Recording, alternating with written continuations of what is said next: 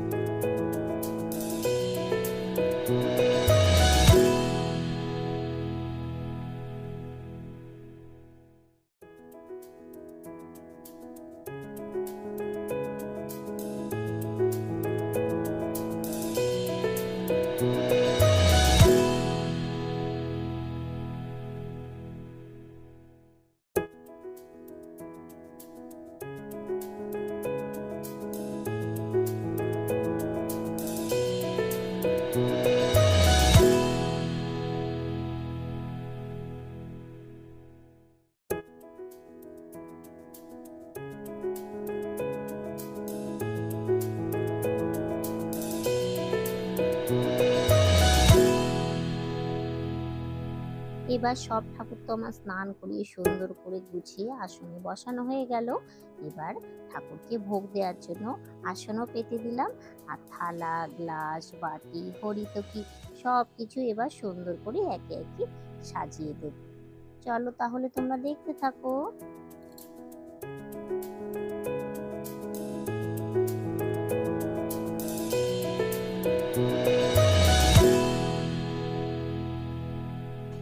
এবারে মা লক্ষ্মীর ঘরটাকে সুন্দর করে সাজিয়ে নেব।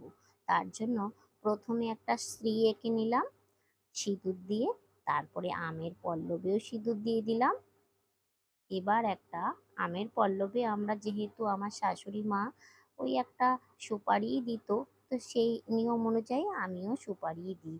অনেকে পান সুপারি দেয়, কলা দেয়, তো আমাদের সেটা দেয়া হয় না। তো এই দেখো, তারপরে সুন্দর করে ফুল দিয়ে বেলপাতা দুব্বো সব কিছু দিয়ে আমি মা লক্ষ্মীর ঘরটা রেডি করে নিলাম। আর এদিকে আমি গঙ্গা মাটি দিয়ে না একটা ঘট রাখার জন্য বেদি তৈরি করে রেখে দিয়েছি। ওটা প্রত্যেক দিনই একটুখানি মুছে নিয়ে তাতেই আমি ঘরটা স্থাপন করি। আর এই দেখো, এদিকে মা লক্ষ্মীকে সিঁদুরও পরিয়ে দিলাম। সিঁদুরটা কি দিয়ে পরিয়েছি বলো তো? বেলপাতার বোটা দিয়ে ওই সিঁদুরটা পরিয়েছি, নাহলে না সারা মানে উম, মানে মা লক্ষ্মীর মুখে ছড়িয়ে যাবে হাত দিয়ে দিলে। এর জন্য ওই বেলপাতা দিয়েই দিয়েছি। তারপরে মা লক্ষ্মীর ঘরটা স্থাপন করে দিলাম। আর ওদিকে থালাতেও ভোগ দিয়ে দিয়েছি এবং তুলসী পাতাও দিয়ে দিয়েছি। আর একে একে সব ঠাকুরকে ফুল নিবেদনও করে দিলাম। আর ফুল নিবেদন করার সময় মনে মনে অবশ্যই বলবো যে ঠাকুরকে যে ফুলটা দেয়া হবে তখন বলবো যে এইতে গন্ধ পুষ্পে সচ্চন্দন রাধা কৃষ্ণায় নমঃ, এইতে গন্ধ পুষ্পে সচ্চন্দন লোকনাথায় নমঃ, এইতে গন্ধ পুষ্পে সচ্চন্দন মা লক্ষ্মী নারায়ণে নমঃ, মা কালী নমঃ, এইতে গন্ধ পুষ্পে সচ্চন্দন নারায়ণী নমঃ। তো এইভাবে সব ফুলগুলো ঠাকুরকে নিবেদন করব ঠাকুরের পায়ে। তারপরে প্রদীপটাও জ্বালিয়ে নিলাম। আর ধূপকাঠিটাও জ্বালিয়ে নিলাম। নিয়ে এবার আমি পুজোটাও করে নেব। আজকে যেহেতু বৃহস্পতিবার, ঘন্টা বাজাতে নেই, তো আমি হরে কৃষ্ণ নাম করেই পুরোটাই মা ঠাকুরকে আরতিটাও করে নিলাম।